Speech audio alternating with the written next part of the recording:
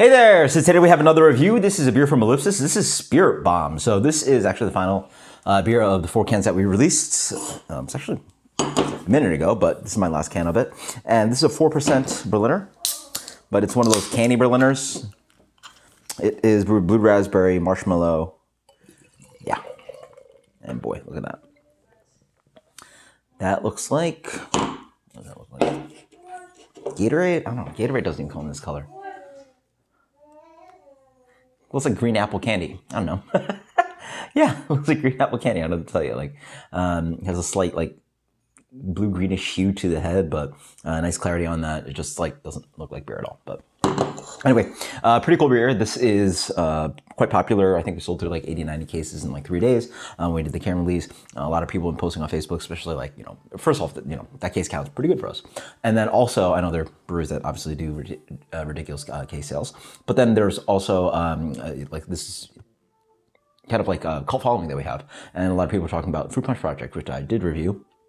And check out that review, which is like one of our top beers, like fan favorite, and a lot of people saying, oh wow, I prefer this beer, which is pretty cool. So fun to find brands that people attach to and like maybe even prefer more than their favorite of your beers, right? So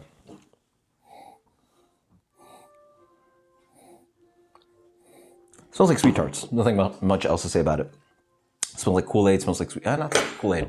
Smells like Gatorade, Sweet Tarts. What is that? It's like,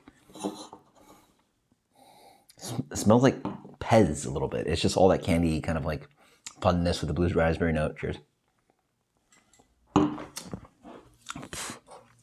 So I like where our beer's at. This base Berliner has a nice acidity to it, which really helps out this beer because it is a sweet beer.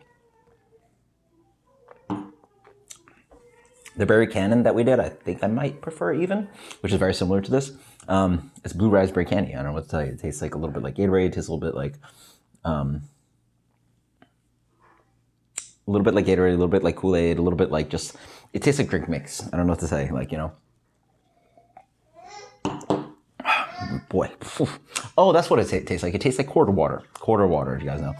It's those quarter waters that come in that like plastic barrel shape and you have a little tinfoil thing you rip off. It's a popular thing in New York with bodegas, but I think it's prevalent throughout the country. But yeah, that's what it is. It's straight up quarter water.